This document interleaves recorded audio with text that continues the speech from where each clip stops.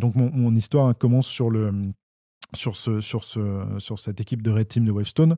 On avait un jour un client qui nous dit, qui était un client dans un autre pays, encore une fois européen, mais je ne citerai pas le pays parce qu'il est pas très grand, et c'est un pays francophone. Euh, et donc une entreprise de communication de ce pays, une entreprise critique en communication, il faut imaginer, qui gère un grand nombre de réseaux de centaines, voire de centaines de milliers d'entreprises de ce pays, nous contacte pour qu'on vienne faire justement une attaque de type Red Team, donc simuler la place de l'attaquant. Et donc pour rentrer, on a préparé pendant quasiment un mois un scénario où on s'est imaginé plein de choses différentes, parce qu'il faut savoir que une des façons les plus simples pour aller compromettre une entreprise et avoir un point d'entrée, en plus du phishing, c'est aussi de s'y rendre physiquement. C'est-à-dire de rentrer dans l'entreprise physiquement, soit en mettant un gilet jaune, n'importe, en se faisant passer pour un invité. Bref, Donc plein de façons disponibles. cybersécurité, c'est pas seulement dans digital, quoi. Enfin, ça C'est peut ça, être exactement. vraiment La physique, cybersécurité n'est clairement pas seulement digital.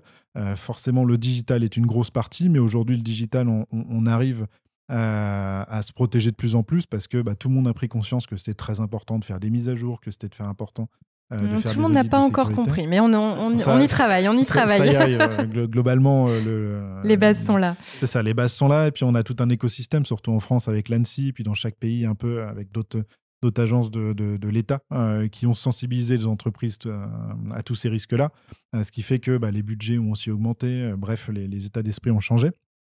Donc l'intrusion physique, par contre, elle, reste aujourd'hui un point d'entrée très simple. Et là, on parle d'une entreprise assez critique, donc il faut savoir que c'était des gardes armés à chaque entrée. C'était pas un truc très rigolo, voilà. Physique. Là, l'intrusion ce physique n'est était plus assez un jeu. compliquée. Donc on a dû s'imaginer tout un scénario où on s'est dit comment on va rentrer dans cette entreprise. On s'est dit, tout bête, on va essayer de se faire inviter. C'était globalement le seul moyen qu'on voyait, c'était d'avoir une invitation officielle pour rentrer dans les locaux. Et une fois qu'on sera dans les locaux, on verra. Et le but final de cette mission, c'était de rentrer dans le data center, c'est-à-dire vraiment dans la salle où il y a tous les serveurs, toutes les données critiques de l'entreprise. Et ça, c'était vraiment le but premier de cette mission. Ils nous ont dit, si vous arrivez à aller là, pour nous, vous avez réussi la mission. Et pourquoi pour eux c'était important? C'est parce que si un attaquant arrive à rentrer dans cette salle, il peut se brancher directement n'importe où, il contourne tous les outils de sécurité, il est quasiment invisible, et il récupère les données qu'il veut, il peut même finalement brancher un peu des mouchards pour derrière se reconnecter, pour voler toutes les informations pendant des mois. Et avant que quelqu'un aille s'en rendre compte qu'une personne avait pu pénétrer dans cette salle et brancher un mouchard, on peut attendre souvent très longtemps. Et donc, on élabore un scénario, on se dit, on va déjà essayer de compromettre un compte utilisateur. On essaie du phishing, on envoie peut-être 10 000 mails à des milliers d'employés, etc. On n'y arrive pas. Très bien sécurisé là-dessus. Finalement, on se dit, pourquoi ne pas tenter d'appeler le support informatique de cette entreprise, qu'ils avaient un numéro de support externe. Donc, on les appelle et on se fait passer pour un employé qui est en télétravail, finalement, en dehors de la ville où ils sont, donc qui ne peut pas se rendre au siège. Et on dit, voilà, on est en intervention urgente pour un client, on a oublié notre mot de passe. Est-ce que vous pouvez nous l'envoyer par SMS, un nouveau mot de passe, vous nous le réinitialisez?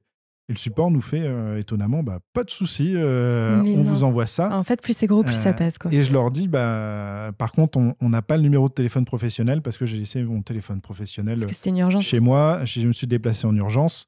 Est-ce que vous pouvez l'envoyer sur mon numéro personnel, finalement? Donc on leur donne le numéro personnel, ils disent pas de souci. Et au bout de 2 minutes, on reçoit un nouveau mot de passe pour l'utilisateur. C'est monstrueux. Et ça s'appelle le social engineering. C'est ça, c'est du social engineering qui vise normalement des populations sensibilisées, puisque le support informatique est censé être sensibilisé à ces risques-là. C'est de la manipulation. Et là, on a eu de la chance. Malheureusement, le support n'était pas bien sensibilisé à ce risque. On obtient un accès du coup à ce compte et on se crée notre invitation officielle pour justement se rendre sur site. Et donc le jour où on arrive sur site, on arrive en voiture avec notre invitation, on passe un premier checkpoint de garde armée qui vérifie notre invitation, ils disent ok, pas de souci. On arrive à un deuxième, et le deuxième, en fait, ils ont des invitations mail, mais ils ont aussi des invitations sur tablette, c'est-à-dire qu'ils avaient un deuxième logiciel sur lequel il fallait enregistrer les invités. Donc en fait, c'était pas juste des invitations mail qu'il fallait faire, c'était carrément en interne dans l'entreprise, se connecter à un logiciel, déclarer un invité et ça allait avoir finalement un système un peu de double validation des invités. Et donc là, on arrive face à la tablette, ils nous disent bah, c'est quoi votre nom? On donne le nom. Ouais, c'est un On château n'est pas fort, sur quoi. la liste. Et malheureusement, ils nous posent 15 questions pour savoir pourquoi on a un mail d'invitation, on n'est pas sur la tablette. Et On là, ça arrive à tourne s'en mal. débatouiller et on repart. Ah, vous Voilà. repartez. On n'a pas réussi à rentrer comme ça. Et donc on se dit bah, comment on va rentrer? On fait le tour un peu pendant quelques minutes du bâtiment. Et en fait, on se rend compte que dans ce bâtiment, il est très bien sécurisé, sauf la sortie principale du parking, où en fait, bah, à la sortie du parking, les voitures sortent, la porte se referme. Mais il suffit de courir avant que la porte se referme Ouais, le classique quand pour rentrer t'essayes de rentrer quand t'as oublié ton par code, la quoi. sortie de parking, c'est ça. Et donc on rentre là, et Énorme. par chance, il y avait des éboueurs qui étaient en train de sortir les poubelles, et ces éboueurs avaient accès à une porte qui permettait d'aller vers des ascenseurs. Donc en fait, nous, on a suivi la porte qu'ils avaient ouverte, on rentre dans l'ascenseur, et dans cet ascenseur, ensuite, on attend, parce qu'il fallait un badge pour l'utiliser. Donc on attend 10 minutes, 15 minutes que quelqu'un appelle l'ascenseur. Et finalement, quelqu'un arrive à appeler l'ascenseur. De mémoire, c'était le 3e étage, quelque chose comme ça. Donc nous, on arrive au 3e étage tout content, un petit peu perdu au milieu de cette entreprise. Et en fait, le monde est On bien rappelle qu'il y fait. a des gardes armés à l'entrée ou pas? C'est ça. Et le monde est bien fait. C'est que le 3e étage de cette entreprise était aussi l'étage où il y avait ce fameux data center, cette salle serveur à laquelle on voulait accéder. La Coup de Donc bol. on fait un C'est petit peu le clair. tour. Et sauf que pour accéder à cette salle, il fallait passer un SAS parce que c'était dans une zone confidentielle. Et là, on se dit comment on va passer le SAS. Donc on commence à s'équiper. On va chercher des câbles réseau qu'on trouve derrière des imprimantes qu'on débranche, etc. J'ai l'impression qu'on est en train de braquer une banque. C'est On un truc- récupère des dossiers un peu techniques, et donc on arrive avec des câbles réseau sous le bras. On était 3. On commence à préparer un peu notre scénario et se dire bah, on va sonner. On va leur dire qu'on revient refaire des câblages voilà, dans la salle serveur et qu'on a besoin de rentrer. On sonne, personne répond. On sonne une 2e fois, personne répond. Tu sonnes chez qui, là? Un SAS, en fait, pour rentrer Ah, le du coup, SAS, au SAS, ok. dans cette... Ok. C'est pas juste une salle, en fait, c'est vraiment une moitié de bâtiment confidentiel. Et donc, on ressonne une 3e fois, et là, la porte s'ouvre. Les 2 portes du SAS s'ouvrent. Alors, bah, on se dit, bah, super. Donc, on passe le SAS filmé avec caméra, etc. On est censé parler. Et on rentre dans cette zone confidentielle sans que personne vienne nous demander quoi que ce soit. Donc, super, on ferme les portes du SAS, on commence à se balader, on cherche cette salle serveur. Et puis, on voit une salle où il y a marqué en gros salle serveur, appelez tel numéro pour rentrer. Red Team ici. C'est exactement ça. C'est par ici. Et donc, bah, nous, tout bête, on appelle le numéro. De toute façon, on se dit, voilà, l'objectif final, c'est ça. Malheureusement, c'est une salle qui est fermée à clé. On va pas la casser. On va pas rester la nuit pour essayer de crocheter la serrure parce que c'était en dehors du périmètre. On n'avait pas le droit de casser quoi que ce soit ou de crocheter des choses. Et donc, on se dit, bah voilà, on va appeler. Si on se fait détecter, tant pis, mais on sera allé le plus loin possible. Sinon, tant mieux. Et donc, on appelle ce numéro. Le responsable finalement physique de la sécurité physique de cette zone vient et nous dit bah, qu'est-ce que vous faites là? Donc on leur dit bah, on vient refaire un câblage en urgence parce qu'il y avait un défaut qui a été repéré voilà, sur une zone réseau. Est-ce que vous pouvez nous laisser rentrer? Et à notre grande surprise, la personne nous dit mais aucun problème, je vous ouvre, faites ce que vous voulez et puis on se revoit après. Ils vous demandent pas un badge, une carte, un Pas de truc, badge, non, pas de rien. carte d'identité, rien du tout. On rentre dans la salle, ils referment derrière nous et on se retrouve tout seul à 3 dans cette salle serveur, qui est une des zones des plus critiques quasiment du pays à ce moment-là.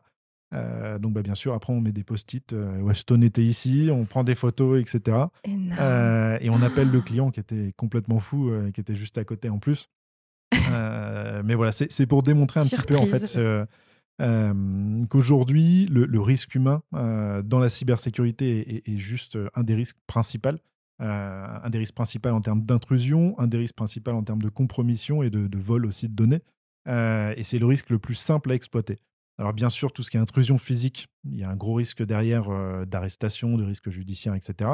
Donc c'est quelque chose qui va restreindre déjà le type d'entreprise qui peut en être victime, parce qu'on imagine bien que ce n'est pas n'importe qui va se pointer dans une entreprise d'un État assez important pour voler des choses.